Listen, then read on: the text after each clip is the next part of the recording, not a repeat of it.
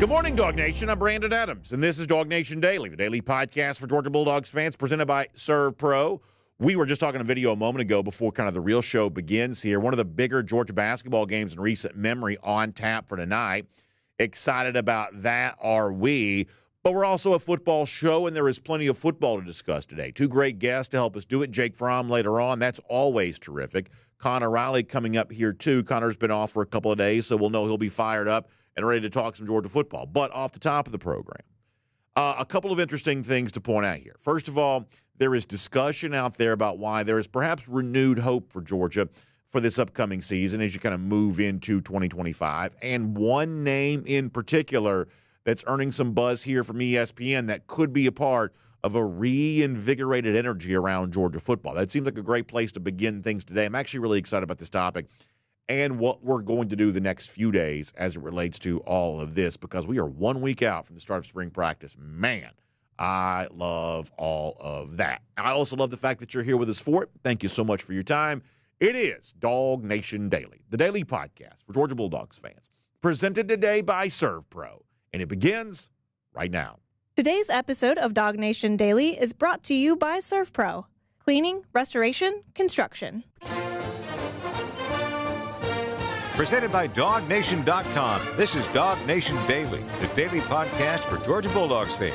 Here's your host, Brandon Adams. Can I make a small point before we begin the show today? And this is probably a little bit of a nerdy thing to say, but it's just something I think about this time of year. You know, if you talk about Georgia football every single day, you start to pay attention to the way in which you discuss it. And this point in time in the calendar is always really kind of an interesting spot for me. We're past February, now into March. I saw where yesterday we're like 17% of the way through 2025, which is crazy to think about. But the point is we've sort of made that transition from February into March, and there's sort of a page that gets turned with that. And the way I think about it is this.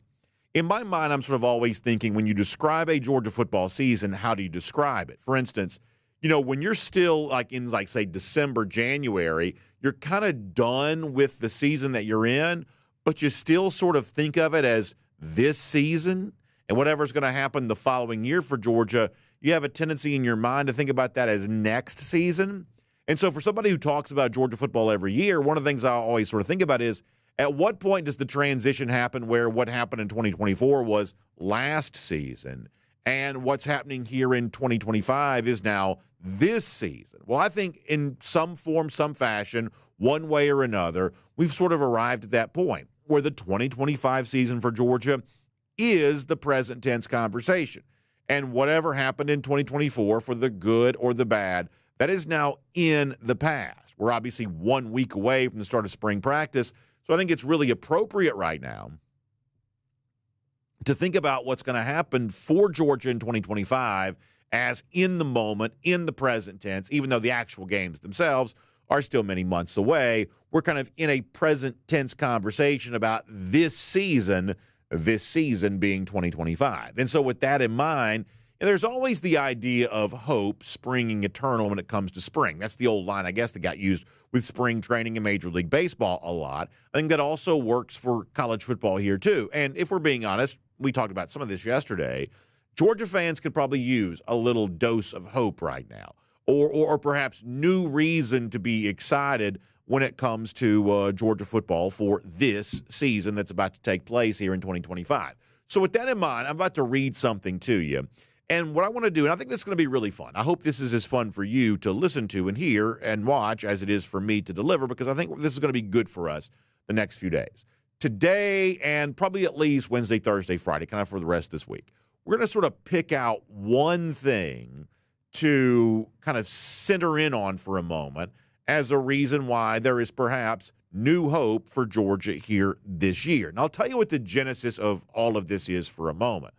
There was a story at CBSSports.com. I like this sort of thing, these sort of survey-type articles, that looking at all the big storylines for college football here as spring practice begins across the sport, many programs sort of already beginning. Georgia has a tradition of, not really tradition, but just sort of a procedure, maybe the better way of saying it. Georgia's typical procedure is it starts spring practice after its college spring break is done. Some programs are okay beginning prior to that. That's why a lot of programs typically begin their spring practice before Georgia does. Now, a year from now, who knows if any of us are still doing any of this the way we have. But at least for now, Georgia spring practice and the build-up to G-Day is going to be similar to the way that it's always been. And that includes plenty of good vibes, perhaps, around the program. Because at CBS Sports, looking at all these spring storylines for Georgia, Brandon Marcello, the writer, there was a very positive write-up for Georgia about a so-called clean slate for the Bulldogs, kind of getting a fresh new start here. And that includes maybe some good vibes. I want to read this to you from Brandon Marcello, CBS Sports. Then I want to talk a little bit about it. So Marcello, writing of Georgia in his spring storyline article, that Georgia did just enough to be a threat in the national picture last year in 2024, won an SEC title, but he says something was missing in the championship mix. We would probably agree with that, and we've discussed that plenty. Marcello goes on to say, though, the offense and the defense were great, but neither unit was at the elite level that we've grown accustomed to seeing from national champions. However, turning the page, now present tense conversation about 2025, Marcello writes at CBS Sports, the Bulldogs get a fresh start this spring with only 7 returning starters, but elite recruiting classes, along with a tremendous haul in the transfer portal. And they've reinvigorated competition and hope in Athens. Now, at Georgia, we always know the competition is going to be intense. We're going to hear more about that in a moment. But I do like the idea of reinvigorated hope for Georgia here this year. You just sort of need it. It's just sort of fun. Obviously, every place we put our hopes and dreams when it comes to Georgia football, they won't all pay dividends. We certainly know that. But that doesn't mean we're not going to sort of pause and spend some time thinking of all of the things that could be good for Georgia football this fall and what of that we could see foreshadowed during the spring. So Marcello gives us the concept here of reinvigorated hope for Georgia here for 2025, and I think it's appropriate to kind of catalog over the course of the next couple of days exactly where that hope might come from, where the just could be some newcomers, some fresh faces, some guys stepping into expanded roles that create some real opportunity for Georgia football to be everything that it can be. So as a way of kind of going from what Marcello said there to sort of a specific instance of this, I want to look at a different national website and a different national college football writer. ESPN.com sort of had its own sort of spring survey thing, and they were kind of looking at who's got the most to prove and whatever else. And, hey, here are the quarterbacks, the transfers, just kind of looking at some of that kind of stuff, kind of a collage of writers coming together. And one of the writers, when you talk about, hey, here's who could step up, here's who could have a big season, here's what we might see this spring, mentions in particular the recent transfer receiver to Georgia, Zacahriah Branch from USC. So Marcello, CBS Sports says, reinvigorated hope in Athens. Specific name for whom might be creating some of that hope? How about a guy coming in from USC like Zacahriah Branch? Let me show you on the screen if you're watching video.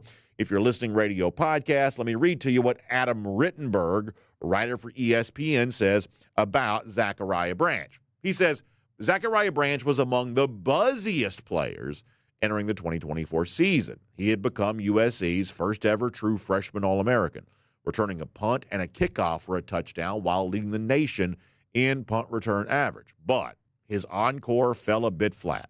He averaged just 10.7 yards per reception with only one touchdown and didn't have a punt return longer than 20 yards. Branch transferred to Georgia along with his brother Zion, a safety. Rittenberg writes, Georgia needs more playmakers at wide receiver and at returner, where Zacahriah should slide right in. Now, this is what Rittenberg predicts here.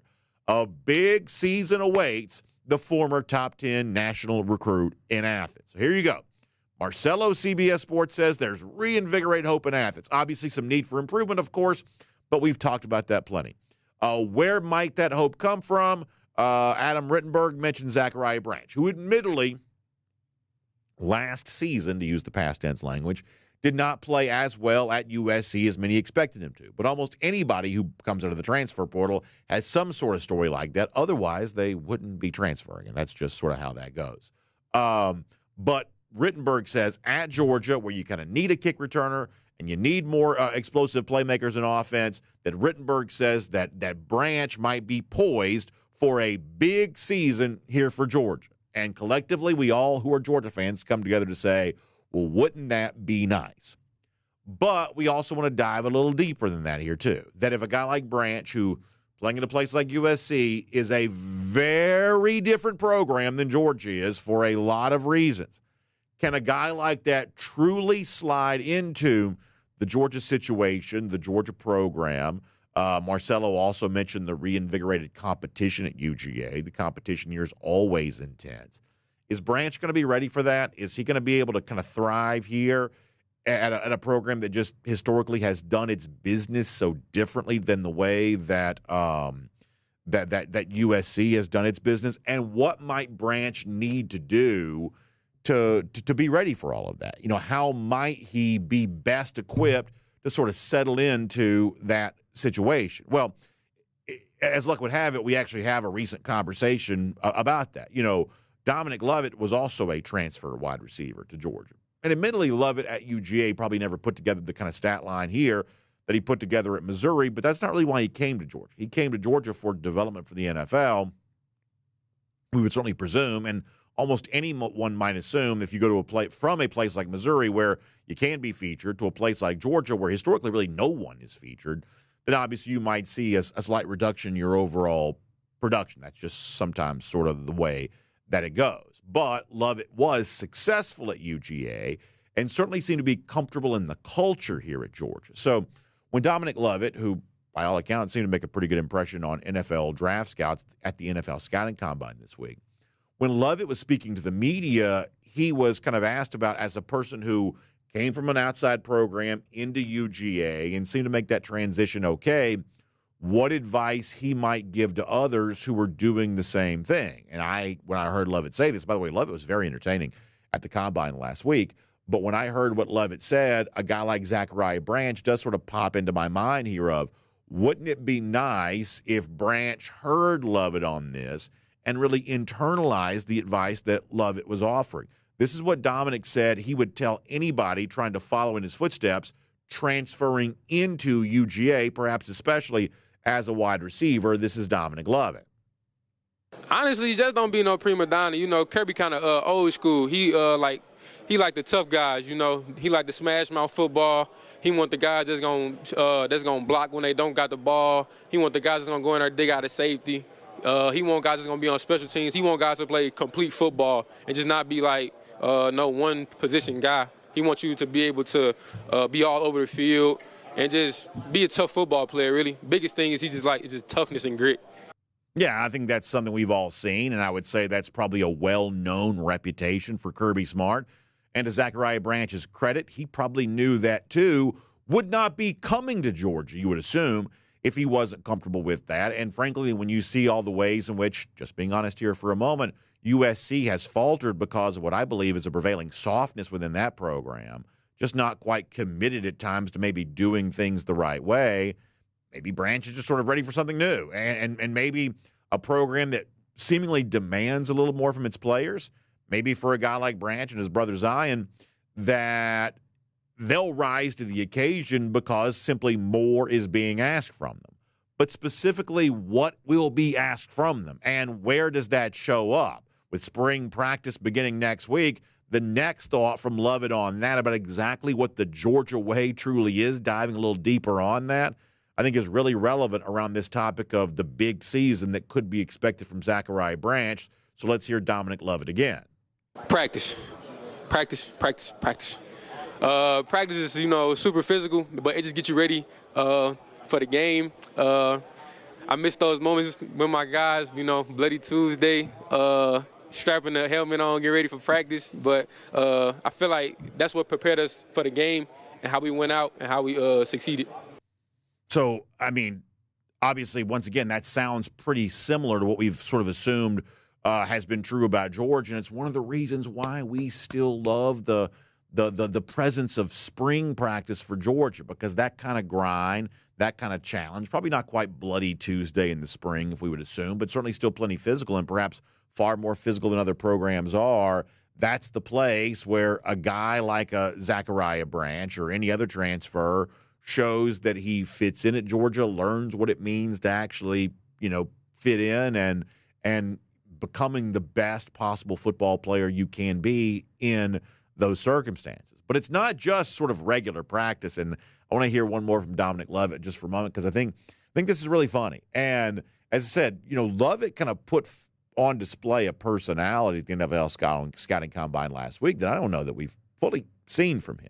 And along the theme of not being a prima donna, coming in here and ready to work hard at practice, Lovett also learned very, very quick about the demanding standards of Kirby Smart even before practices began, even when they were into sort of the conditioning part of the year, which for the most part for Georgia is sort of the phase one of the football calendar, probably done now, spring break, spring practice getting ready to start. That really a hardcore behind closed doors conditioning, that part of that, the winter workouts, probably kind of for the most part over. But it's during some of that kind of stuff, those hard, aggressive training sessions, where Lovett says he really learned what Georgia football was all about. And transfer receivers like Zachariah Branch now following a path that Lovett once traveled. Once again, listening very close in all of this probably makes some sense. This is funny from Lovett, but no doubt true as well. Here's Dom one more time.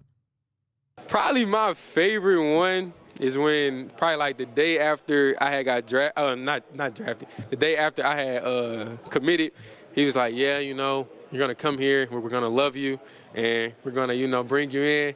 And the next day we had conditioning. And like, for y'all that don't know, like Georgia conditioning is like different than everybody else. So like I had to get in like shape. And can we curse or no? He was dog. He was like, Dom, get your in shape. I was like, I am. I'm just not in Georgia shape. He's like, I don't give a damn about none of that. And that's really like, I just got mother F like my whole first week. But like, that was his way of like pulling me into the program. And he's a great coach. He coached me hard every day. He never let me slack off. And for that, I have to give none but thanks to Coach Kirby. And I appreciate him. That is so funny. I mean, Dominic Lovett tells that story in such a funny way, and it's just the basic context of it's really funny too. But if you're watching on video, I think you have a special appreciation for something like that because Lovett's smiling the entire time he's saying that, but what he's describing is being screamed at by a coach. But that's actually a fond memory of his. Now think about this. I don't want to get too, on a soapbox here, but isn't that one of the things that sort of makes football special? Is the fact that Lovett appreciated how hard Kirby was on him because he genuinely, the countenance on his face would suggest it's true. He genuinely believed that Kirby was for him and kind of in it for him and in it with him. So the fact that Kirby was, Dominic Lovett tell it, kind of cursing at him, kind of coming from a place of love as he did. I just think that's such a great thing. And I do hope that the transfer wide receivers are listening closely to Lovett on that because that's what they have experienced already, what they will be experiencing the rest of this year. And let me say one more thing kind of just briefly on this, then we're going to shift gears to something else. I think stories like this from ESPN.com focusing in on Zacahriah Branch can sometimes demonstrate the difference between, like, say, local and national media because if you're paying attention to local media, and many of you kind of have your own sources on some of this kind of stuff, everybody sort of knows somebody who knows somebody who knows somebody sometimes, it seems. When you're kind of paying attention to the people who are a little closer to this right now, to be honest with you, the transfer receiver probably generating the most buzz locally right now is probably Noah Thomas, that you don't have to look very far to hear people saying, boy, Thomas has come in looking pretty good and workouts have been going pretty well, kind of has the look, kind of has the body type, perhaps attacking some of what it is that Georgia's asking these guys to do prior to spring practice. Sounds like Noah Thomas is really doing that. Not to say that Branch isn't. I'm just saying that the noise has been a little buzzier around Thomas than it perhaps is Branch right now. But ESPN gives its attention to a guy like Zacahriah because of all the reasons that it mentioned. Former elite recruit, flashy player at USC, played on TV a bunch, generating a bunch of attention. Either way, Georgia's glad to have them both. And perhaps a guy like Colby Young kind of coming back in after transferring a year ago and everything that he's been through, whatever else. But the words of Dominic Lovett are still wise no matter which transfer receiver we're talking about. Don't expect to be a prima donna, expect to come in here and practice, and expect to get pushed and yelled at and challenged every step of the way. But if you can handle that, you could be a better player on the other side of that. And the reason that you came to Georgia, showcasing yourself in the biggest possible stage, playing on a successful team, with a chance of benefiting your NFL future and also being a part of what could be another championship pursuit, All of that could work out for these Georgia players here this year, and the journey towards that goal begins next week when spring practice starts. My name is Brandon Adams, and this is DawgNation Daily, the daily podcast for Georgia Bulldogs fans, presented today by ServPro. Boy, what a great day to have you as a part of our program. Video, podcast, radio. Let me say this really quickly to our podcast people. We're going to do a golden shoe as it relates to this later on. Heard once again yesterday about the issue we're having with our Apple podcast player. We are going to get that fixed, I truly believe, this week. You may say, why is it not fixed right now?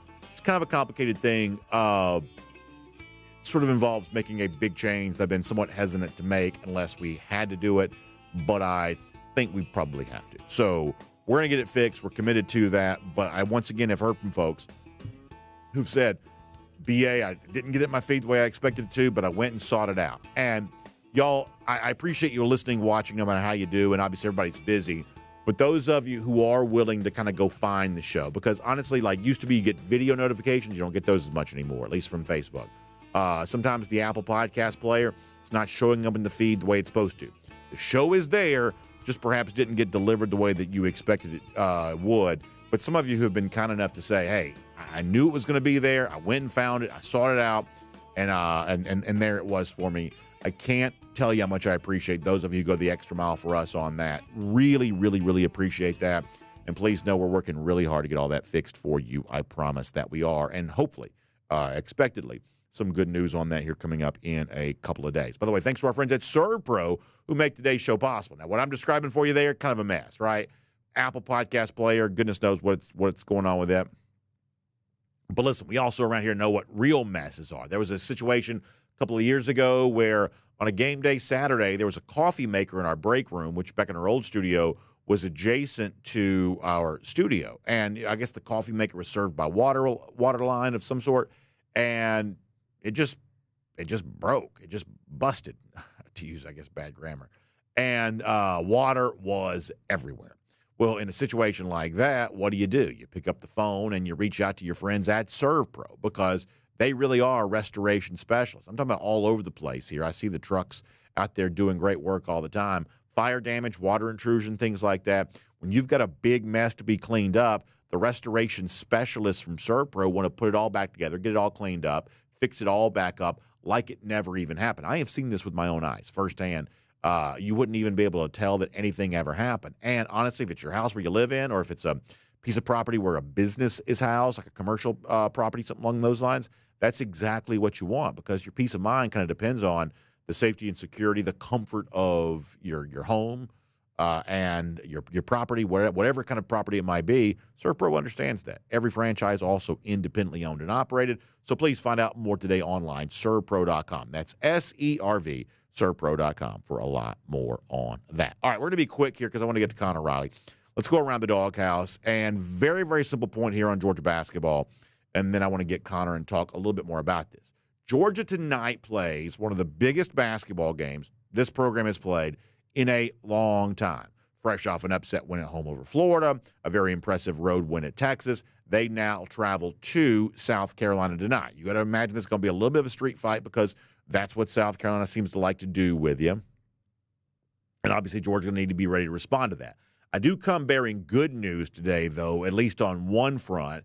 Yesterday, we kind of gave you Joe Lunardi. And, Lunardi sort of invented bracketology. He is not the only bracketologist that's out there now, but he's probably still, I think, the most famous to the extent that people, kind of view bracketologists as famous. Lunardi among the most famous, and he has sort of upgraded Georgia's status prior to tonight's game. So Georgia going to tip it off at 6 p.m. against South Carolina. A little bit more space between some of these SEC games tonight. So if you want to watch multiple of these, you'll get a chance to do that, especially with the other teams that Georgia's competing with here. So Georgia going to tip it off at South Carolina tonight at 6, looking for a second straight road win in the SEC. But as it begins play, Georgia's kind of gone, at least in the eyes of Lunardi, from among the last 4 in, which it was yesterday, to now the last 4 receiving byes. What that means is if the field was frozen today, according to Lunardi, who was the guy that sort of started this, Georgia would not only be in the field, it would not have to play in like Dayton, Ohio, the first couple of days of the NCAA tournament, it would get a bye beyond the first 4, and it would actually be in the official field of 64, as opposed to having to play in that sort of field of 68 play-in type situation. So briefly here, Georgia's among the last 4 receiving byes. Just behind that from an SEC standpoint, you got Arkansas, who's still in the field, although an incredibly disappointing season for the Hogs. And then the first 4 out, according to Lenardi, Oklahoma, Georgia has a head-to-head win over it. Texas, Georgia has a head-to-head win over it. Now, I'm kind of focusing in on SEC teams. The truth is, the basketball selection committee is better than the football selection committee. They're pretty good at not just pitting the SEC teams against each other, but, everybody against everybody here. I've told you before that if there is a debate or a discussion to be had, certainly if it involves like a Boise State or even like a Xavier who has a history of success in the tournament, Georgia's going to get that nod, because I do believe the powers that be are concerned about NCAA control over the event known as March Madness. So I think if there's a debate to be had, Georgia probably wins that debate. The other SEC teams probably would too. But for now, Georgia has a little bit of comfort, a little bit of cushion with its tournament status. You certainly don't want to go 0 for 2 this week. Is one win enough to get it done? Perhaps that's the case. I'll also say this just briefly. Not only would a win tonight, in my mind, would probably clinch a tournament spot for Georgia, you've also got to say 3 straight performances like that, big upset over a Florida team that previously only lost 3 times, a road win at Texas, who at the time was probably a team in the tournament field, and then to follow that up with a second straight road win. Now you're also talking about a Georgia team that's perhaps playing a brand of basketball that would not only give it a chance to be in the tournament, but maybe win a game in that tournament. And that's something you have to pay close attention to, too. So all of that's out there. I want to keep this conversation, plus plenty of football, going as we get ready to now welcome in Connor Riley on DawgNation Daily, presented by ServPro, wrapping up Around the Doghouse right there. From Athens and across the SEC or wherever the recruiting trail may lead, here's a DawgNation.com insider. I have to say, I miss having, bubble talk in my life. I like bubble. I don't know. For whatever reason, I've always just really liked bubble talk. I think one more win probably gets it done, Connor, especially if it's the road win tonight. I believe, I'm not quite saying they should pop champagne bottles, but I believe for all intents and purposes, if you get a second straight road win in the SEC, keep in mind that the good resume boosting wins for Georgia look pretty good right now. I think one more might do it, especially if it's the road win tonight. How big is Georgia going to Columbia here this evening? It's certainly the biggest game in the Mike White era here at Georgia, and it, to your point, is probably the biggest Georgia basketball game in at least the past decade, which was the last time that they made the NCAA tournament. I would probably right now agree with you with the way things have broken on the bubble, that if they win tonight, they should be in, especially when you look at some of those matchups. Ohio State and Nebraska play tonight, so the loser of that game is obviously going to be negatively impacted. Texas and Oklahoma, they play on Saturday, so the loser of that game, I think both those teams should probably be out, but there's a good chance the loser of that game is almost certainly out. Arkansas has a tough game tonight. And then Indiana goes on the road against an Oregon team that is going to be in the NCAA tournament. So there's a very, I think, easy world where Georgia wins tonight. They get their 7th SEC win. You pair that with the very good non-conference win they had over St. John's. And you pair that together, and that should be enough to get them in. Now, is that enough to, get them out of the first 4? I don't quite know that yet. Maybe the win over Vanderbilt would fully secure that this coming Saturday. But this is simply a massive game for Georgia, because I don't know that a win over South Carolina is going to help the resume all that much in comparison to others. But it keeps a loss off your resume. You have no bad losses really, other than maybe that Arkansas game. And in doing that, I think you help that resume moving forward. So it is a massive must-win game tonight. Not so much because of the way it would help its resume, but just because it keeps a bad loss off and it gets you to 7 SEC wins, which I think is going to be enough given how difficult this conference was this year. Let me also say something real briefly on basketball, and then we'll get back to football. As I mentioned just before you came on, I'm also interested in, Georgia played really well to beat Florida. Almost let Gators come back, but that's still a really big win. they went on the road and, much like football, kind of dominated wire to wire against, Texas in that spot, getting the first SEC road win of the season. That's a pretty good back-to-back from Georgia. If they then follow that up with a second straight road win, Connor, all of a sudden, given the fact that you got a guy like Asa Newell, you've got some experienced players, White himself is an experienced coach, all of a sudden I start now looking at the possibility that Georgia could not only be in the field, but maybe win a game in the field, which would be, terrific. And listen, nothing's a given with Georgia because they've certainly given a lot back at times during this year. But based on what Georgia has now done in consecutive games, I'm allowing myself to be a little bit more optimistic about what it could look like if they can maintain that level of consistency to wrap up the regular season. This has been a different Georgia team since they had their bye week, a midweek bye after the Missouri game. They go out, they played Auburn very tough on the road. And actually, you give them credit. They've played Auburn very tough both times they've seen them this season. So I think should they get in the NCAA tournament, that's going to help them because they're not going to be afraid or overwhelmed by a team they see on the other side just because they've played so many high-level teams already in SEC play. Another stat for you here. I know Mike White has not yet made the NCAA tournament at Georgia, but in his time at Florida, he was 4-0 in first-round games. Now, he only had one deep run there in his time in Gainesville, but he knows something about getting a team ready to go and prepared in short order for an NCAA tournament. So I, like you, wouldn't be surprised in the slightest if this team finds a way to win a game, whether it be in the first four or even in a regular 64-team tournament. And the last thing I want to touch on here, you mentioned Asa Newell.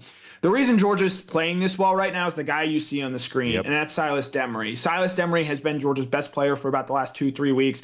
And when he is playing well, he is an absolute difference maker for this team. In a way, Asa Newell just isn't because their games are so different. College basketball, I believe, is a guard-driven game. And when you have Silas Demery shooting as well as he has shot of late, playing as well as he has, being a disruptive player on the defensive end, it raises the ceiling of what Georgia's able to do. And that's why a team a lot of people wrote off. You, I think even yourself, had a very critical tweet of Mike White. The reason that this team has been able to play so well of late and put itself very squarely in NCAA tournament position is because of Silas Demery and the improvement he's made of late. I don't disagree with your take on Demery. I will say this, though. I thought Newell was awesome down the stretch against Florida. Incredible rebounds, big steal there. And, I get the point about kind of college basketball being a guard-driven sport. But, boy, I see a lot of tournament games decided by good play in the front court, too. And I think that Newell is quieter than some people expect a big-time draft prospect to be. I honestly think, though, that Newell's had a good season, and I do think his rebounding presence, eliminating extra possessions for the opponent, I think can be really big. I don't think that Georgia holds on to the lead and beats or regains the lead, whatever, holds on to beat Florida last week if Newell's not pulling down defensive rebounds in the final couple of minutes of that game the way that he did. Yeah, and Newell is a guy who, again, projected as a lottery type. He's seen his draft status fall a little bit here over the course of the season.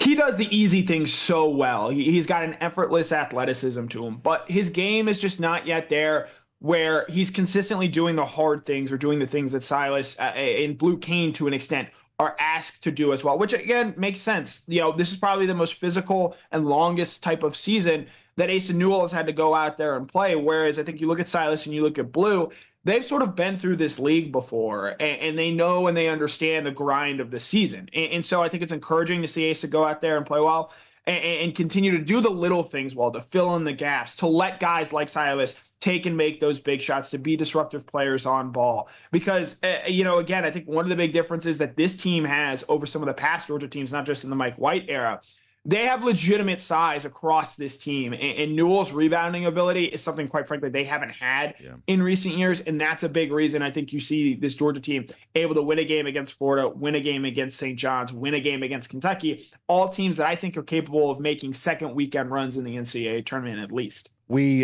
declared as the show began this morning, that the 2025 conversation is now a present tense conversation. We're 1 week away from the start of spring practice. I think a lot of reason for hope for Georgia. We're talking about that a lot this week, starting with like Zachariah Branch today, who ESPN did a little write-up on that we kind of made mention of. Now, the truth is, I think locally and, people who sort of know somebody who knows somebody who knows somebody, are probably buzzing a little bit more about Noah Thomas right now than Zachariah Branch, with no disrespect to Branch. It just sort of seems like there's a little bit more, rumor, innuendo, whisper around Thomas right now. But either way, I think the presence of these Georgia transfer receivers and just the sheer number of receiver bodies overall, if you're looking for a reason to be excited about Georgia, to see some of this on display during the spring, to see some of that on display for G-Day in particular, transfer receivers, fresh faces at receivers, kind of new blood, new life, new energy with your pass catchers, that's a big part of the spring optimism for Georgia, is it not? It is, and I think when you add in the fact that I think it seems that they're slated to get Colby Young back and what he might be able to bring to this offense, given, when we got a chance to see practice in December, Colby Young stood out physically, and we're like, oh, that's the guy who can't play right now because of his legal status being what it was. And so now that that's clear, this time next week, hopefully we have an answer from Kirby Smart in terms of what Young's playing status will be for this season. And you look at Zachariah Branch, you think at Noah Thomas, who I think you hit the nail on the head. The buzz has been greater around Thomas than it has to Branch to this point.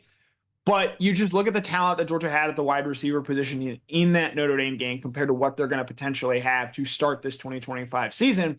And I do think you have more optimism about it. Now, we're a long way away from the start of the 2025 season. Again, remember this time last year, we thought Ra Thomas was going to be a big player for this team. Colby Young was someone who was generating a lot of excitement. There's a lot that can happen between now and August 30th.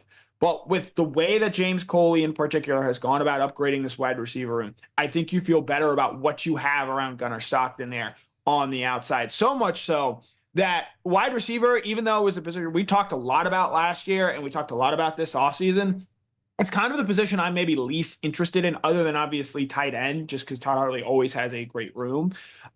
Going into spring practice, wide receiver weirdly feels like a position where Georgia, at the very least, they're going to be okay at. You want to see what Noah Thomas can come in and bring you right away. You want to see what Zachariah Branch, even five-star freshman Talon Taylor and four-star CJ Wiley, what they might bring to the table.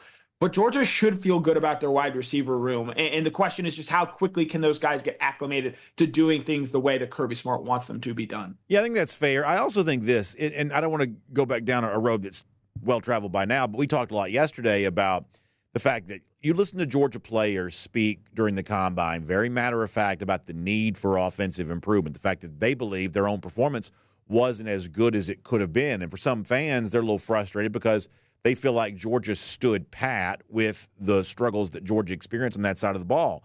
I would say the point that I've made in response to that is, well, Georgia didn't do nothing. It just didn't fire a coach. It chose to, at least in its own mind as a program, Kirby, in his mind, I would assume, upgrade the talent level at the receiver position, believing that more capable bodies, a larger number of capable bodies, creates just a better level of production overall. So I do sort of look at those receivers as this was Georgia's response to offensive struggles a year ago to say, can we bring in, through high school, through transfer, can we bring in some exciting new receivers and try to upgrade the offense that way? It's not as if Georgia did nothing. It just chose to focus on player personnel as opposed to, coaching personnel for this particular offseason. All right. One, this is the first time ever that Kirby Smart is going to bring back all 10 on-field assistants. I think that continuity in an age of college football where change is so paramount, I think it's something that Kirby Smart really values there. And I understand if you were someone that wanted to see them make a change, but when Kirby Smart talks about building a program to sustain, if you're firing every coach after a substandard season, which last year on the offensive side of the ball was, that makes it difficult to sustain success in the way that Kirby Smart ultimately wants to do so. And I'm of the belief that, quite frankly, Georgia's just talent was not good enough on the offensive side of the ball in 2025 for a variety of reasons. I think that's a big reason why in the offseason prior, you saw James Coley become the new wide receiver coach, replacing Brian McClendon, a guy a lot of Georgia people liked. And coaching is always the easier thing to sort of maybe poke or point fingers at. But you heard Tate Ratledge talk about it. You heard Arian Smith talk about it at the Senior Bowl. There were issues with that Georgia offensive talent a season ago. There were Georgia issues with, I think, team chemistry a season ago. And so the question now is, okay, you have more stability on that coaching staff. You've brought in some more talent via the transfer portal and another solid recruiting class. can you sort of get back to doing things the way that they had been at Georgia, which, as we've talked about time and time again here, go look at that 2021 group of pass catchers and the talent that they had out there, not just Brock Bowers and George Pickens, but guys like Ladd McConkey, Jermaine Burton, running backs James Cook and Zamir White. It was a talent-driven team. And last year's team, for as mentally tough as they were, was not the most talented team Kirby Smart has ever had. He said as much after the Texas win in the SEC championship game. And I think a lot of people overlooked that quote at the time because of the fact that they were riding high off a big SEC championship. I think that consolation that Kirby Smart made there that day was an acknowledgement that, hey, this maybe isn't a championship level talent team, but they might be able to find a way to get there. They weren't able to do so in 2024. And I think they know that going into 2025, that quite frankly, the offense, as multiple players have said now, just needs to play better. They didn't play well last year. It wasn't just one guy. You can't put it all on Carson Beck. The running backs need to be better. The wide receivers need to be better. The offensive line, in my opinion, especially needs to be better. And I think this team knows that going into 2025 because of the battles that they went through last season. Let me ask you this. Do you think there's any chance when Kirby speaks with like an introductory press conference to begin spring practice, he's anywhere near as candid about the offensive struggles a year ago as Tate Ratledge and Trevor Etienne and some of those guys were when they spoke about that at the Combine last week? No, because I think that Kirby understands that that's maybe a different level of raising panic and alarm. And I mean, I think you and I were texting about this off air. Very interested in seeing what Kirby says about Mike Bobo. There's obviously, understandably, been a lot of negativity around Bobo, quite frankly, in talking with Georgia fans and seeing Georgia fans online. There's been a lot of negativity around this program. And so I'm very interested in how Kirby chooses to speak about this offense, how he chooses to speak about Mike Bobo and Stacey Searels, should he get asked about them, and just sort of what his temperature is, because I think that there's a world where if he's as candid as, say, an Arian Smith or a Tate Ratledge were, maybe that only fans the flames of people wanting to see him make changes and grow the frustration that I think is very evident right now. And so I'm very interested. Kirby Smart always picks and chooses his words carefully. I'm very curious to see what he has to go out and say about the offense, about their goals for spring practice, and ultimately why he elected to retain all these assistants and bring them back for another season after a year that did not live up to the Georgia standard. Let me squeeze one more in before we let you go here. What was your overall takeaway with what you saw from the NFL Scouting Combine, mostly from a Georgia perspective here, but I know this is an event that you enjoy, not really my favorite thing necessarily, but I know you really enjoy it. What was your overall takeaway from it? Yeah, look, Georgia had, and I think especially on the offensive side of the ball, you see Trevor Etienne run well, Arian Smith won a 4.36, Dominic Lovett run well. There was talent, athleticism in that point, and you see the offensive line and how those guys test and do well. For whatever reason, and I think this is maybe my biggest takeaway from this combine when it comes to Georgia, like, sure, there were great individual moments, but there wasn't that same connection, I think, that we had seen in previous years. Arian Smith said as much down at the Senior Bowl. And I think that reason, like specifically when it comes to the offensive line, because Dylan Fairchild, Jared Wilson, and Tate Ratledge, I think are going to go in the second, third, and fourth round of this draft. And that clearly indicates that they had talent on the offensive line. Yeah. But for whatever reason, that group could not come together and play well. And I think you nailed it yesterday. When your offensive line isn't playing well, the rest of your offense, it just becomes very hard to overcome that. And Georgia wasn't able to do that in 2025, or in 2024, rather. And so, again, I like the talent. I like these guys. Arian Smith, I think a great story, battle dropped, but he also made some huge plays for Georgia last year that I think as we get further from that season and look maybe back more fondly on it, I think should be remembered a little bit more positively. And so, like, great individual moments, yes, but at the same point in time, I think seeing those guys have that individual success underscores once again that there was just maybe a level of connection, a level of belief that was not there that those past 2021 and 2022 teams had. Connor, it's really interesting stuff. Glad to have you back here after a couple of days off. I hope you enjoyed that. Looking forward to reading plenty from you at DawgNation.com. And, of course, we'll have you back here on DawgNation Daily presented by ServPro again very soon, too.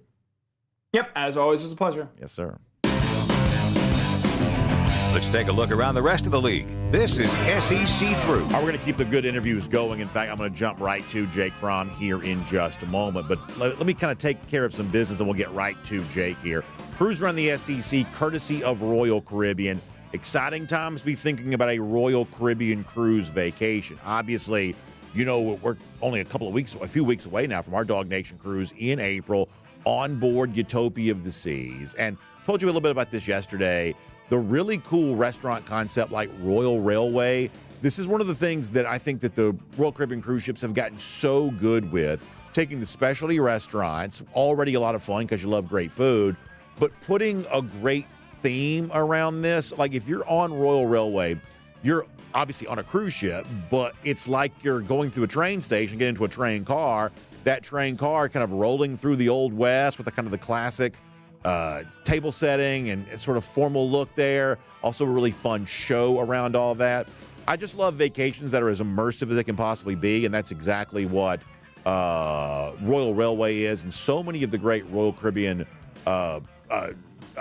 especially restaurants are like that. Always a lot of fun. One of the reasons why, if you haven't been on one of these great brand new Royal Caribbean cruise ships, 2025, great time to do that. Jessica Slater can help you out with that. You can give her a call, 770-718-9147. That's 770-718-9147. You can also email her, jslater@dreamvacations.com. She'll be able to tell you more about that. I'm also going to grab something right quick here. Nice and smooth and transition as we often do here. Getting ready for that. But make sure you check out Jessica Slater. Terrific travel agent to help you plan a Royal Caribbean cruise vacation. We have cruise around the SEC stories. We're going to kind of bring those down for right now, as I had to change the batteries in my battery pack again because they went dead. But we'll get to more of those stories later on. Instead, we want to kind of get ready to welcome in here as part of a Kroger Fresh Take, Jake Fromm here today on DawgNation Daily, presented by Kroger. Jake, we always appreciate your time. We hope that you are doing well. And, of course, thank you for being with us here again, once again, for a Kroger Fresh Take here today. How are you?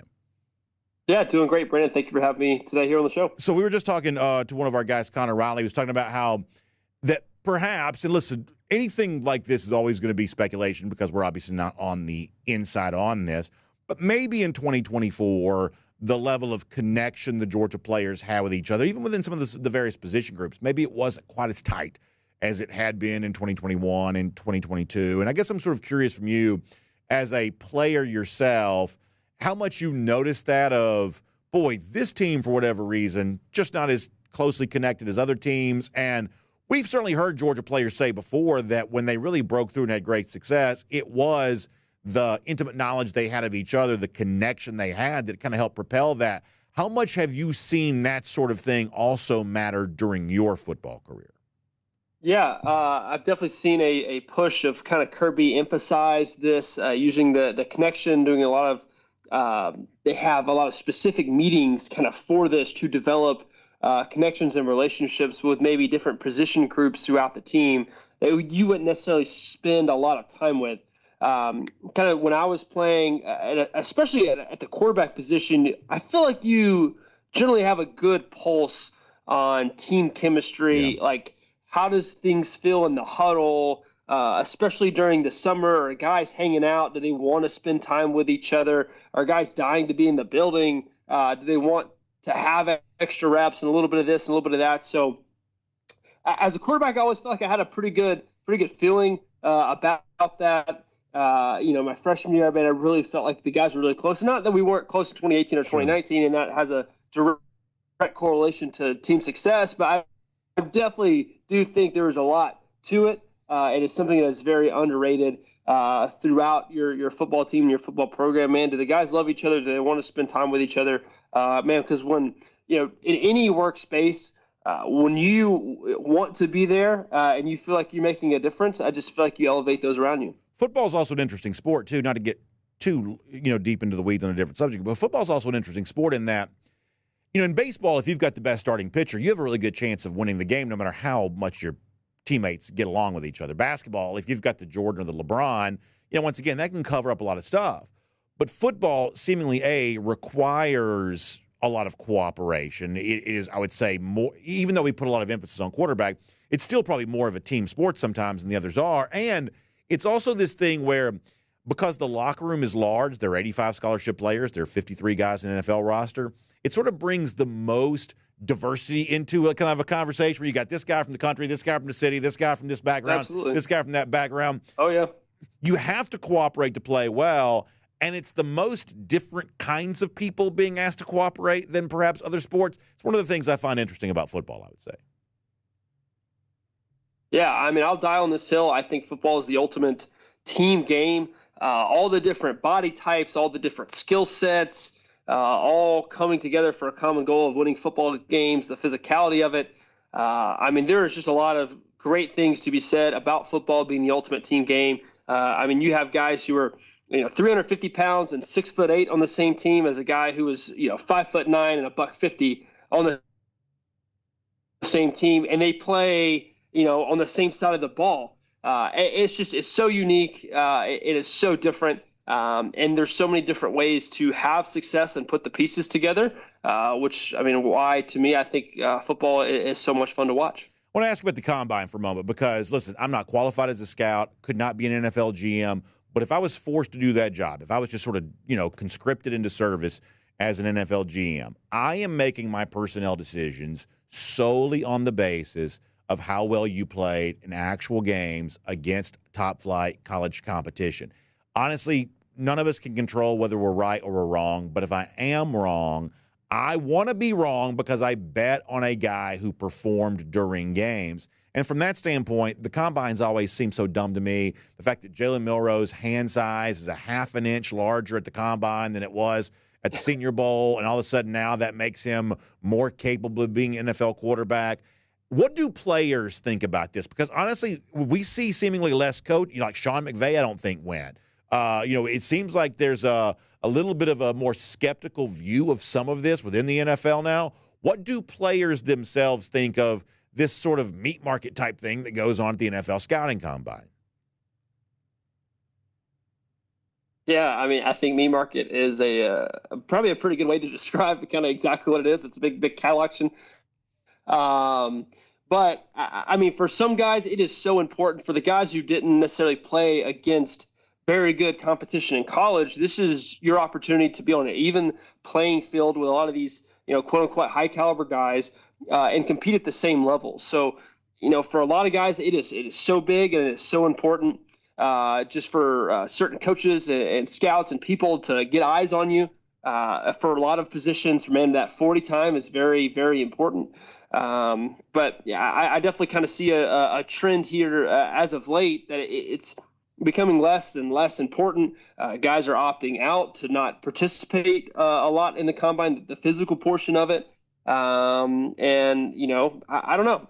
It's to be curious to kind of see how this goes, but it is still very, very important for a lot of college guys out there to compete against a lot of different guys all across the country. But yeah, if I was a scout, I'd probably put a lot more weight on film.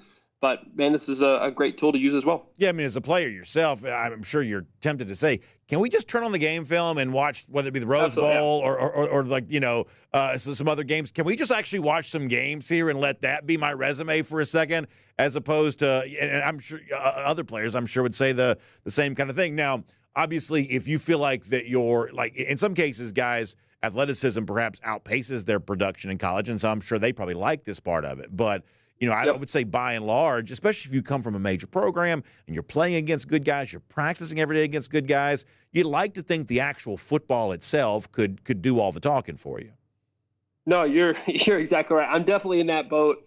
Probably of, hey, let's just turn on some game film rather than, than get all my, average measurables, to say. So, hey, that's just the boat that I've been put in. But it is what it is, man. I am very much about game film and seeing what guys do against high caliber competition in big time games, in clutch situations. So that's the hill that I'm willing to die on. Yeah, not to be on my soapbox about this too much, but like you look at Jerry Rice, maybe the greatest receiver of all time, not anywhere near the fastest receiver of all time. Tom Brady may be the GOAT of all.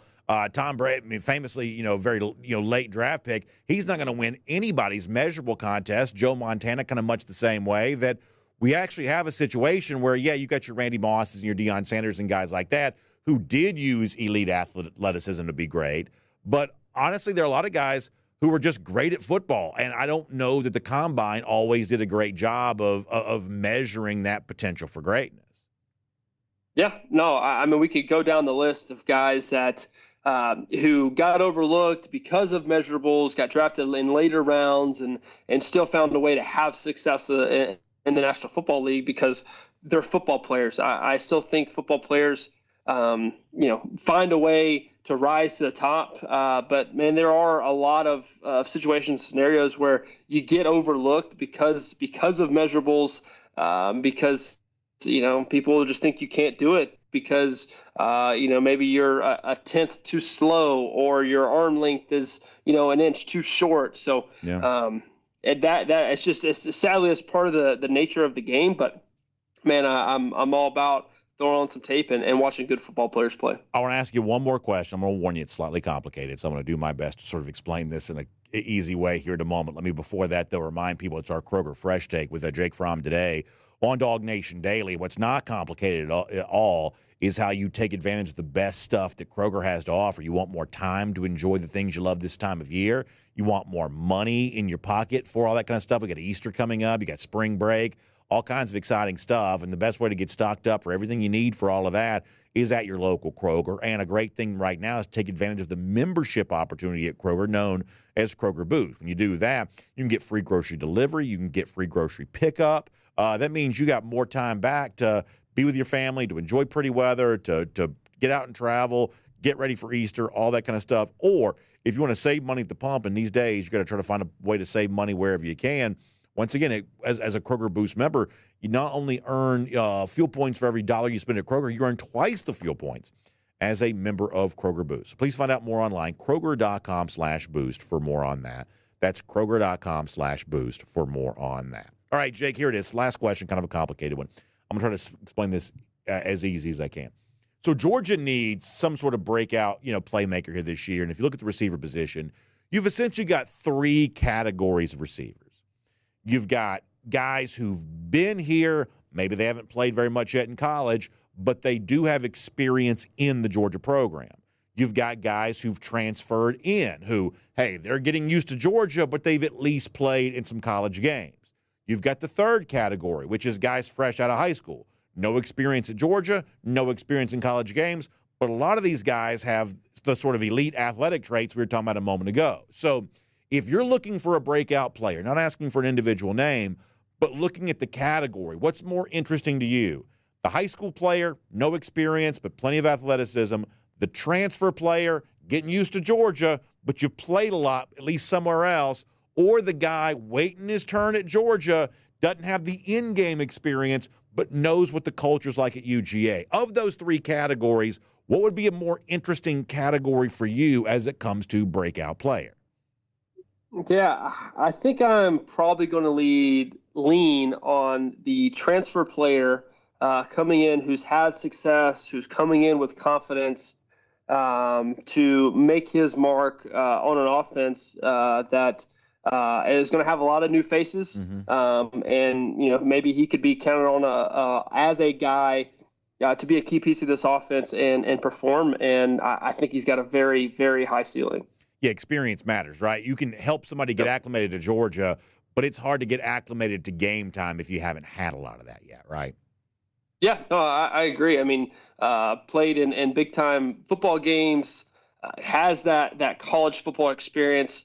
And I think as a receiver, and especially for Georgia receivers, being able to come in with confidence and just feel like, hey, man, I've got the swag, especially at that position, man. The receiver position is just different. You want that swagger. You want that, hey, throw me the ball, I'm going to get open kind of mentality. And I don't know. I think it's probably poised for a big and breakout season. I think that's a really good answer, Jake. I always appreciate your thoughts. Just really, really good stuff as it relates to Georgia football. Spring practice right around the corner.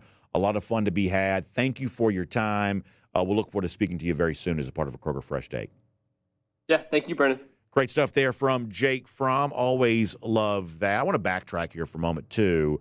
We kind of rushed through our cruise around the SEC, courtesy of Royal Cribbing, because we wanted to speak to Jake. I was going to do something on Greg Sankey. I'm going to save that for later because I think we need more time to sort of get into some of that. I did briefly want to mention, though, something that's slated to happen today. There are reports out there, I guess ESPN among those kind of leading the way on this, that the ACC is about to sort of take a vote among its league members that could end, and we don't need music for this necessarily, but it could end what has been a lot of contentious infighting in the league there as it relates to, programs like Florida State, Miami, and Clemson primarily have been kind of looking around to see what their other options are, because these are programs that bring some value to the ACC. Clemson's won multiple national championships. Florida State's been a recognized brand for multiple decades.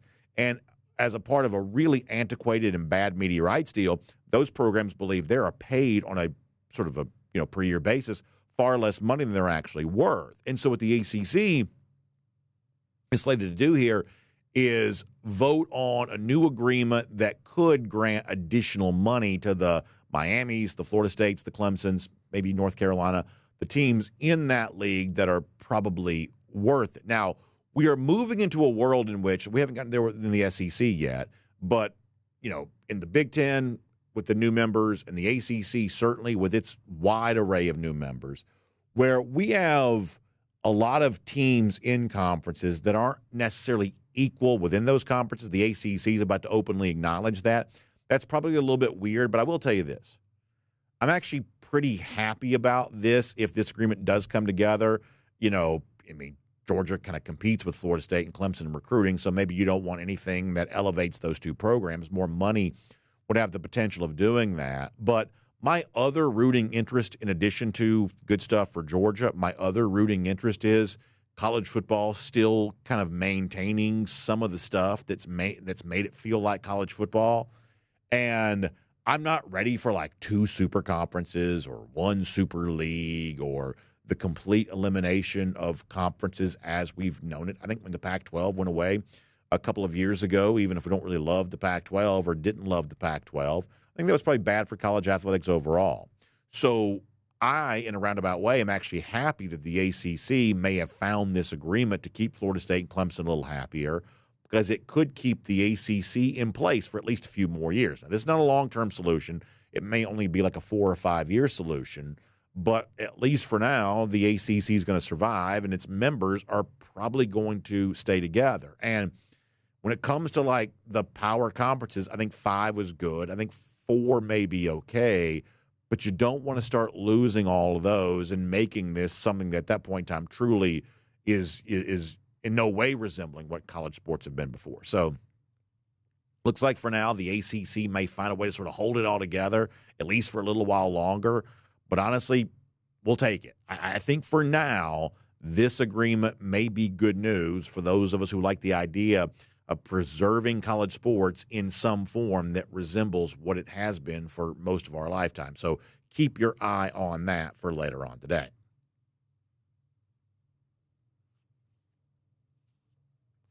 And before we get ready to wrap up here today, let me also give a shout out to our friends at Georgia Farm Bureau, because we're talking about the best of Georgia. Just had a chance to hear from Jake Fromm a moment ago and all kinds of fun stuff. We love those homegrown Georgia talents. That's what Jake Fromm has been for UGA. That's what so many folks that we talk about here, just grown right here in the great state of Georgia. And our friends from Georgia Farm Bureau know all about that. And they're also a great resource for you when it comes to your insurance needs as well. They've been taking care of our agricultural community, Georgia's farmers, for a long time, but they want to extend that same level of service for you. So you can give them a call, 877-404-1050. That's 877-404-1050. You can also find them online, gfbinsurance.com. And when you reach out to them for your home insurance needs, your auto insurance needs, or any of the other great insurance services that they offer, you're going to find out what we've been telling you for a long time, that Georgia Farm Bureau is always the home team.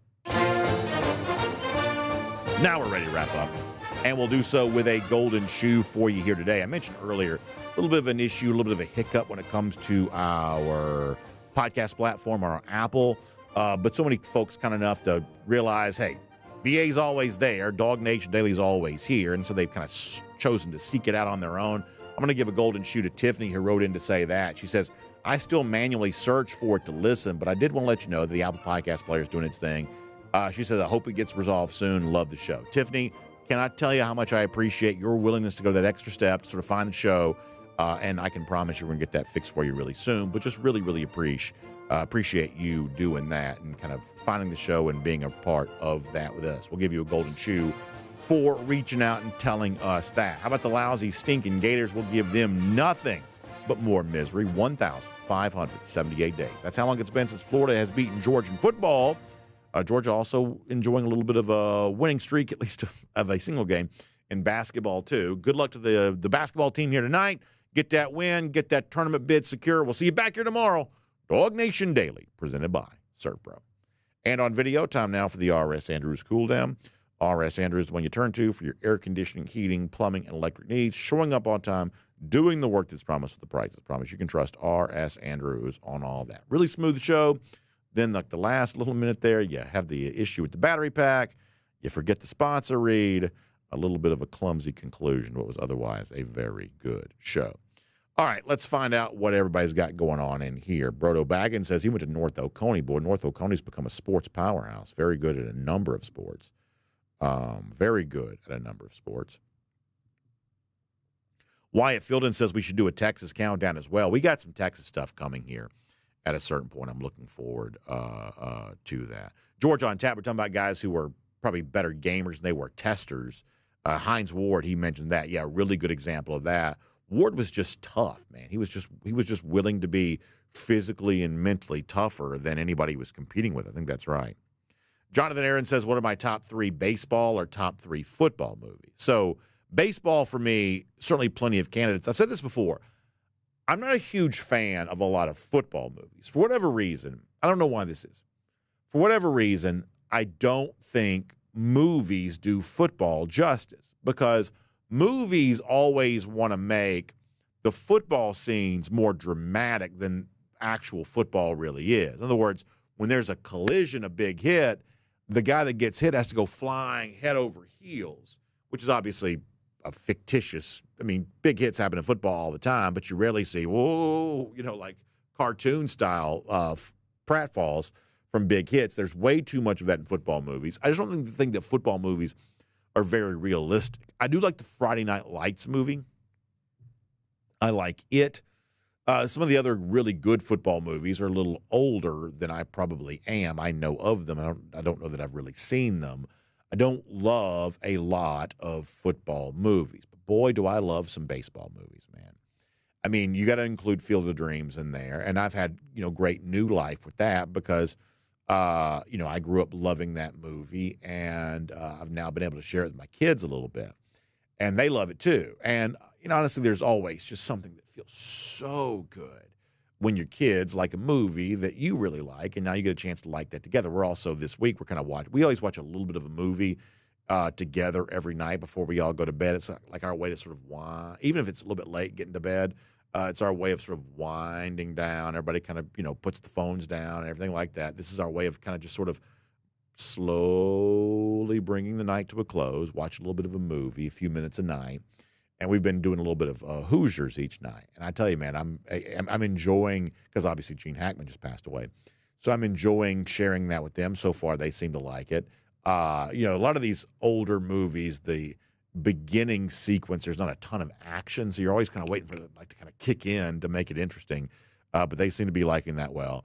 But top 3 baseball movies, I have to have Field of Dreams in there. I really, really love that movie. A baseball movie that I love, my next 2 may surprise you just a little bit. And there's several that I could choose, but a couple that may surprise you. One of these is kind of, not everybody's seen this. A lot of you have. There's a movie that came out in the, late 80s, early 90s, another sort of, Joe Jackson themed movie. If you've ever heard of 8 Men Out, it was directed by John Sayles.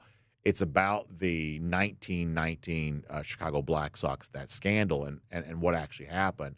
I think that's a really good baseball movie that's very seemingly kind of authentic of that time. I really enjoyed that movie. It just feels very kind of old-time baseball. Listen, there are others you could say, but the one that means a lot to me, and this is a very old movie, way before my time, but I used to watch this with my grandfather, and I've also watched this with my kids too, and they really liked it. Have you ever seen Pride of the Yankees, the Lou Gehrig movie where Babe Ruth plays himself? Babe Ruth is actually, he plays himself in the movie. Gary Cooper is Lou Gehrig. I just love that movie. I love that movie. It's kind of corny, but I'm also kind of a corny guy. Love that movie. Grew up watching it with my grandfather, seen it with my kids. Really, really good stuff. Really good stuff. Bill Shirley says he likes Any Given Sunday, the one with Jamie Foxx. So I love the Al Pacino speech in Any Given Sunday. But to me, and I'm not, listen, different people have different tastes in movies. I'm not in any way, critical of anybody who really does like it. I sort of feel like Any Given Sunday sort of feels like a little bit of a exaggerated football movie to me, where I still understand why we can't make more realistic football movies that are good. Randy Payne checking in. Looking forward to having Randy on the Dog Nation cruise. Looking forward to that. Wyatt Fielding mentioning Major League. Yeah, we talked about Major League when Bob Uecker passed away not too long ago. Very funny movie. Remember, I got to see Major League when, I was pretty young. I mean, I was young when that movie came out. Got to see it. You sort of felt like you were watching something maybe you weren't supposed to watch. That was kind of interesting. Uecker's great in that. Very funny movie. I think about that. Yeah, it's one of those movies just sort of became very iconic.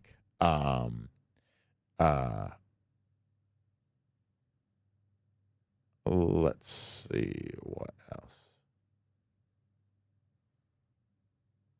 Brodo Baggins mentions Remember the Titans. Yeah, that's a fun one.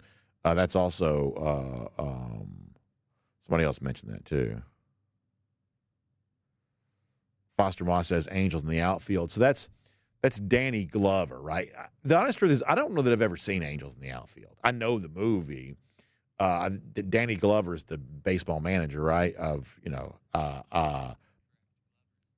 Yeah.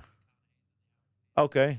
So I'm being told that Matthew McConaughey's in that movie. So I know the movie. I don't know that I've ever actually seen that. How about that? Adrian Brody, who won an Oscar. By the way, speaking of the Academy Awards, they were Sunday, and I feel like everybody says this now, but I used to really be into movies. Years ago, there would be like 5 Best Picture candidates. Now there are, I think, 10. But in the years when there were 5, in a given year, I might would have seen 2 or 3 of those Best Picture nominees at least. And, some of the other movies that were kind of in discussion around the Academy Awards. Let me tell you something. I don't know any of those movies. I don't know any of those movies anymore. It's really, really wild. John Paul Williams mentions The Natural. Yeah, that's a really good one, too. I tell you, a relatively, at least in the 21st century, not super recent, but at least in the 21st century, like Moneyball is a really good movie. I would say different than the book a little bit, but really, just really kind of well done. It's a very, very good movie. Oh, yeah, Gary Roach also mentioned The Sandlot. I do love that. We've also watched that with my family, too. That's just a really good movie. And, listen, nostalgia sort of works on everybody. And, in some respects, you're kind of nostalgic for the movie itself, but it also kind of conjures, like, stuff like that is fun for me because, like, obviously I'm much younger than the movie when it takes place. That's not my era, but still that story of those kids playing baseball in the summer, that reminds you of your own experience like that. And so movies like that, sometimes songs can do that too. Really good. I do love The Sandlot, man. So good. So good. Randy Payne, you're looking forward to seeing him on that Dog Nation cruise. That's going to be a lot of fun. A lot of fun, Randy. Can't wait to see you there.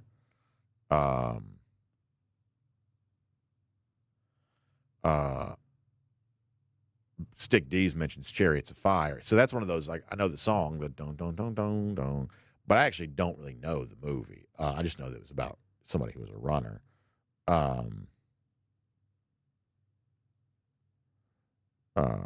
PDT also mentions The Natural. Speaking of songs, that's also a great song, too. DT also mentioning Jimmy Johnson's retirement from Fox. So this was like a weird controversy after the Super Bowl.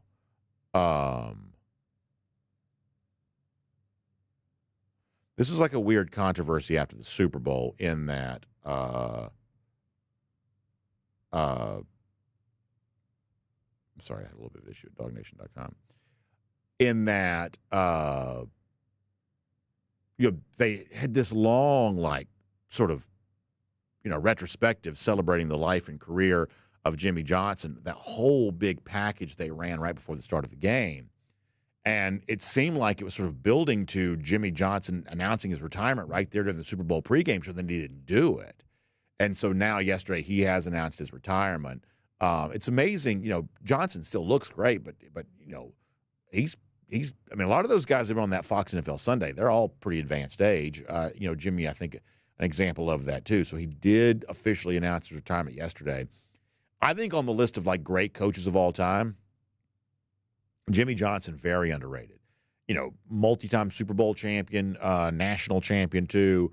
Really one of the great coaches ever. I think that. And, a guy that did a really good job with a broadcasting career, in his post-coaching world, seemed to also have a lot of fun. He loves to fish, living down there in the Florida Keys. For whatever reason, I've always kind of liked Jimmy Johnson. Randy Hall says, who's my number one breakout player this year? I guess I'd have to say Nate Frazier on that. I guess I'd have to say Nate Frazier on that. Let us see what else.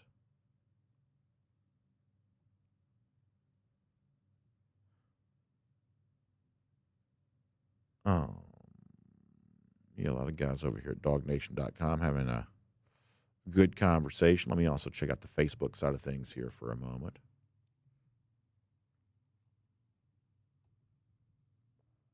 See how people are doing over there.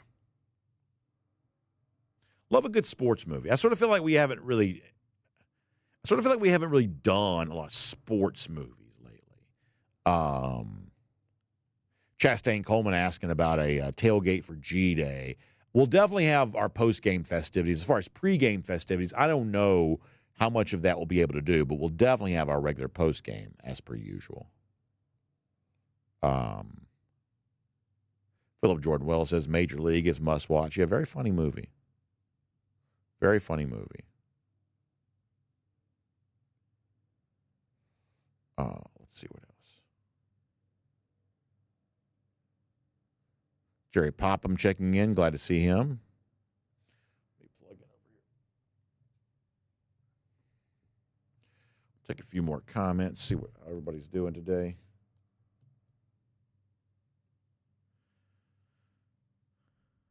Kirk Schultz says they don't make good movies anymore. Movies today are garbage, remake after remake, no imagination. I tell you what I liked the other day. This is not. Y'all don't care about my movie reviews. But, the other day, I was just sitting at home. I was bored, didn't have anything to do. So I, went and looked for a movie to watch. Because I'm kind of like you. That it seems like, and some of this is because what used to be movies is now like a series. Instead of doing a 2-hour movie, you'll do a 4-episode series on Netflix or, something like that. So some of this, part of the reason why we don't have movies anymore is because they make series instead. Maybe there's just more money to be made by sort of extending something out. I also think, if you go back, I'm in my 40s. If you go back to, the 90s, great era for movies. A lot of really interesting movies came out. The one thing that we don't really have now that we used to have then are what you call a mid-budget movie. If you think about what movies get made now, it's like a horror movie for $10 that they're hoping will make $100 million. Very, very cheaply made. A lot of these are horror movies because sometimes those cheaply made horror movies end up being very, very popular. And really, really expensive sort of IP franchise type things that are going to make, fairly likely. There's sort of like a Moneyball in movie making now where if a movie has a certain budget that's so expensive that it's not quite cheap, but not expensive enough that it's not a guaranteed hit, it's just not really, it's sort of like the movie version of a mid-range jumper. It's just not a good idea. But if you go back and look at our lifetime, especially if you're about my age, 90s era, things like that, a lot of those really fun, interesting movies were sort of risky propositions from a studio standpoint. A little bit more expensive, but not quite a guaranteed hit. And sometimes that's what ends up being, really, really interesting. But anyway, so I do agree that I feel like if I'm looking for a movie to watch, I almost never find a movie I want to see. However, I'll tell you a movie I really liked the other day. It's about 5 years old now. Have y'all seen, for whatever reason, I just like this style of movie. Have y'all seen Knives Out, the murder mystery movie? I watched that. I thought it was really good. I ended up going and finding the sequel, too, on Netflix. I didn't think that was quite as good. But if you want a good movie, and like I said, my movie reviews, I'm not Larry Munson. I'm not here to do movie reviews. But I tell you, I did watch that Knives Out. I believe it was on Amazon. I thought it was good. I thought it was really good. Kirk Schultz says he'd love to go to G-Day, but he lives 3,000 miles away. Well, listen, one of these days, Kirk, we'll have to get you down here to see a game. And that'll be a fun thing to sort of track your trek down here for that. That'd be a lot of fun. Bill Shirley mentions the movie 42. Yeah, that's certainly a really good one. Really good one for sure.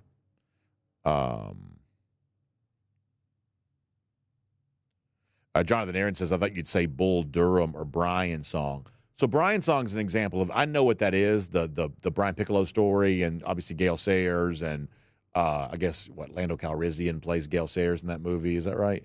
So I know what the movie is, but I really haven't seen that. I just know what it is. Bull Durham I have seen. I don't think that movie speaks to me the same way it does everybody else. And I'm not saying I don't like it or anything like that. Like, for instance, if I'm doing a Kevin Costner baseball movie, I actually really like For the Love of the Game. Some people don't like that because they think it's like more of a romance movie than an actual baseball movie. But once again, broadcaster who makes it. The Vin Scully stuff and For the Love of the Game gives me chills. I just think it's amazing. I'm like The Rock. I got the chills on my arm. By the way, Raw last night, fantastic. We are on the road to WrestleMania for sure now. This is good stuff. But the point is, a love for The Love of the Game. I think I'm just more like sentimental. And so like the sort of sentimentally themed movie like For the Love of the Game is probably a little bit more my taste than the kind of like, I don't know. And I'm not saying I don't like Bull Durham. I don't hate it. I'm certainly not against it. It just probably does not speak to me the same way it does other people. Spencer Clark also mentioning the Jackie Robinson story. Yeah. Brodo Baggins says that Knives Out's just like the movie Clue. And I think that's why I liked it. Is because like when in the 80s, like I thought the Clue movie was just a masterpiece. Just a masterpiece. Back then you got to, as a kid, if you got to see a movie that was sort of like kind of made somewhat for adults, you just thought that was kind of a big deal anyway. I did get to watch that movie. And I mean, I've seen that Clue movie probably 10,000 times. I just love that movie. And Knives Out is a lot like Clue. I think that's exactly right. I think you're 100% true. Spencer Clark also mentioned the Toy Story movies. That's another I've probably seen. Toy Story 4 a little less, but my daughter and I, we always watch Disney movies together. She and I have probably watched Toy Story 1, Toy Story 2, and Toy Story 3 2 million times. 2 million times. I've seen all. I love the Toy Story movies. I've seen all those 8 million times. So that's sort of the stage of life I'm in. I'm watching a lot of Toy Story movies and things like that. Jerry Dog Fan says somebody should make a movie about the 91 Braves. So now keep in mind, Jerry, Sid Spring Slide 1992. That's the 92 NLCS. 1991 worst first. But yeah, great era. Great era.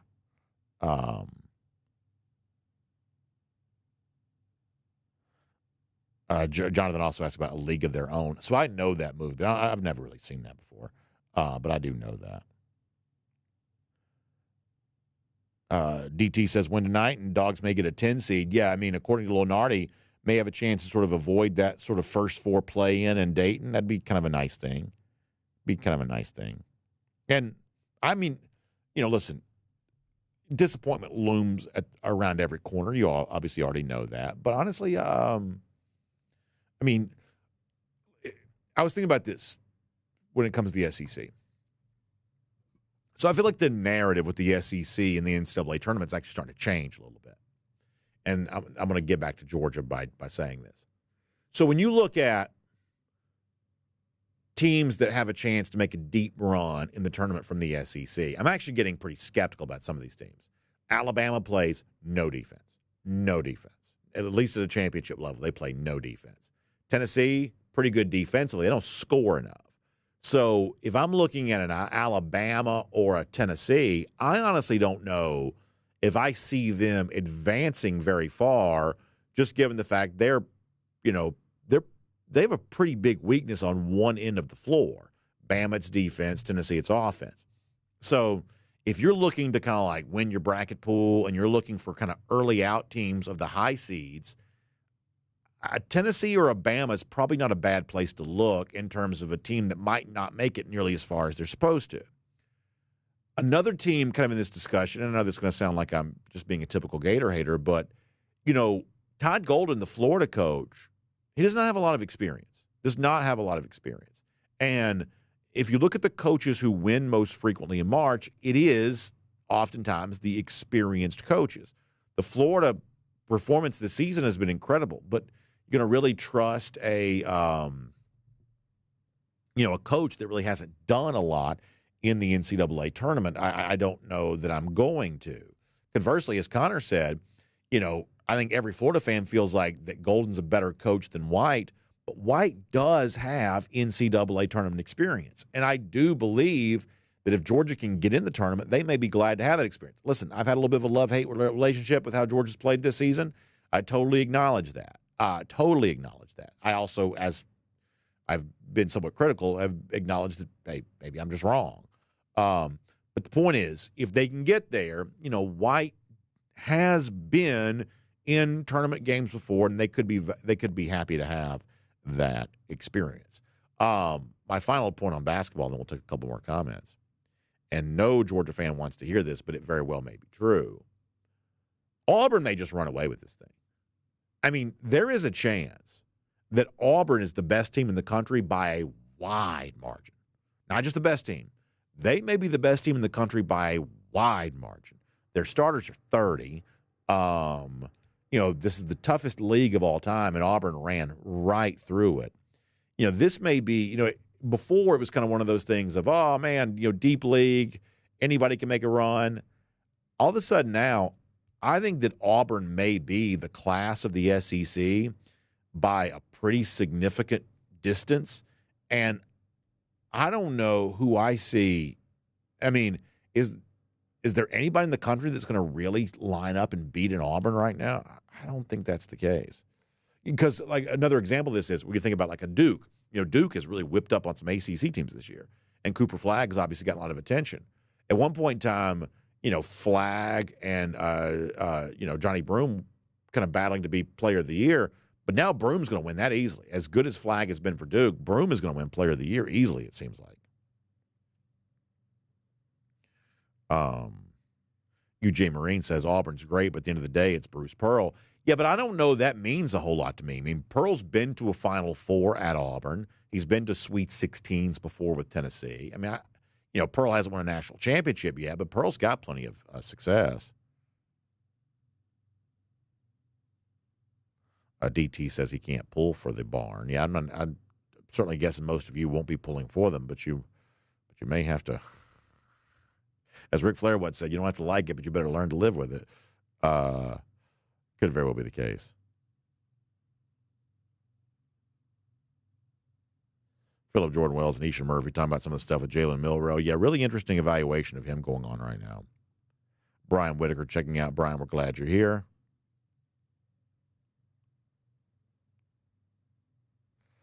Ken Holcomb says he doesn't really like movies very much. So I've always loved movies, especially good movies. I kind of miss going to the movie theater. I don't know when the last time I went to a movie theater was. There is a chance, I don't 100% know this to be true, but there's a decent chance that the last movie I saw was Star Wars Episode 9. And the last movie in the theater I saw before that was Star Wars Episode 8. And the last movie I saw in a theater before that was Star Wars Episode 7.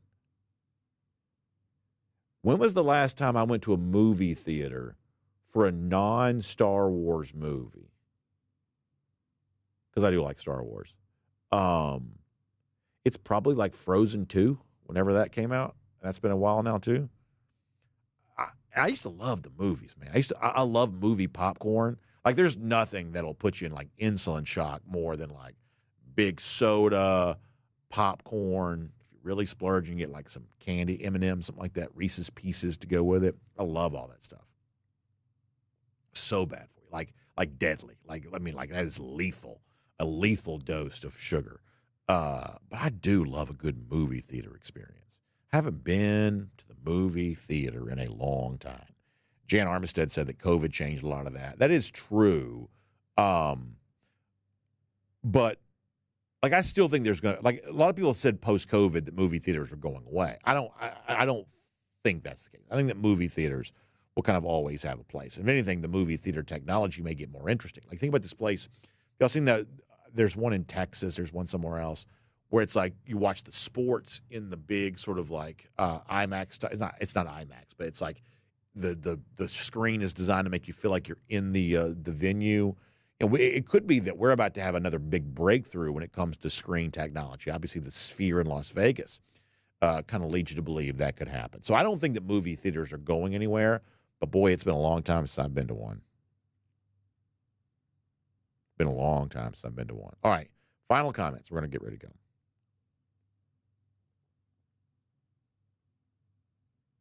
Henry Dion says, I sure hope we can have more talk about basketball and movies tomorrow. Come on, Henry. We've been on the air for more than an hour and a half. I will not be subject to the content. First of all, I'm glad you're here, but I will not be subject to the content police an hour and a half into this deal. We're just trying to have some fun. Let us see what else. Plus, ain't nobody talking more football every day in the off season than me. Now, listen, I'm open to criticism, as much of it as you want to give, and oftentimes it's warranted. Trust me when I tell you that. But in terms of delivering football content on a daily basis, I feel like we're doing okay with that. Let's see what else. Richie Bale says he watched Hoosiers every day during summer break back in the day. Yeah, a lot of those movies like that, because you had them on VHS. You either recorded them off of TV or you had if you're, a rich person, you actually had the actual cassette tape itself. You just sort of watched those. Back then we didn't have YouTube, stuff like that. So you just sort of watched what you had. And a lot of that, I did see that movie over and over and over again because that's all you had back then. Jake Shipes, is this true that their average age per player is 23 and a half? I mean, it seems like it would be true, but is that actually true? That's pretty old. But gosh, they are just like full-grown men out there playing basketball. And listen, that matters.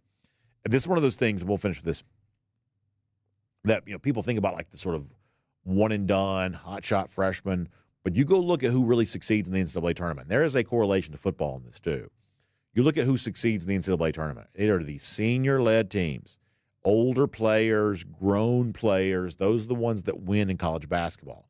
And oftentimes it's not the best draft picks. It's just guys who just are experienced in college, in the college game. As I said before, there's a little bit of a, comparison when it comes to football with that too. But man, college basketball is a veteran sport. A veteran sport. Yeah, Eugene Marine knows what I'm talking about. It's COSM. And is it COSM? Is that how you say it? COSM in Dallas? There's a couple of them. I think there's one in Dallas and there's one somewhere else, perhaps more coming other places. I mean, if you think about it, other than like the HD and the Spider Cam, we've pretty much been watching football the same way our entire lives. You kind of wonder as like drone technology and stuff like that gets better, safer, if we might not start seeing more overhead shots closer to the action, like the way in which we watch sports could be due for a big change, could change movies in a big way.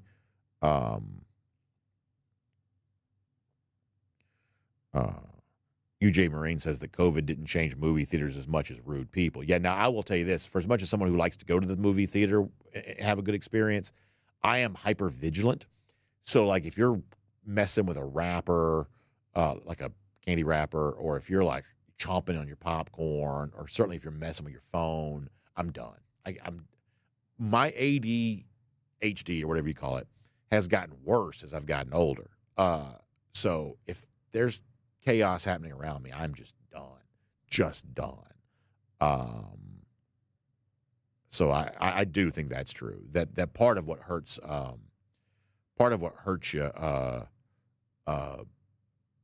when it comes to the theater experience, is the fact that there are a lot of potential distractions. Ken Holcomb also points out, you go to these theaters, now they have these recliners, and I don't quite need to be that comfortable in a movie theater because there's a potential for problem when it comes to a very, very dark recliner. A lot of times that leads to Sleepy Town, unfortunately. All right, we're going to go for now. Hey, fun stuff. Thanks for being here. Check out RS Andrews online, rsandrews.com, for your air conditioning, heating, plumbing, electric needs. They show up on time. They do the work that's promised, the price is promised. You can trust them on all of that. They'll get your air conditioning tuned back up to factory fresh specs. They'll get you ready for a nice spring that's on its way. Or if you've got a plumbing emergency, they'll take care of you on that too. So reach out to RS Andrews today online, rsandrews.com. Have a great day. Back here tomorrow, DawgNation Daily, presented by ServPro. We'll look forward to talking to you then.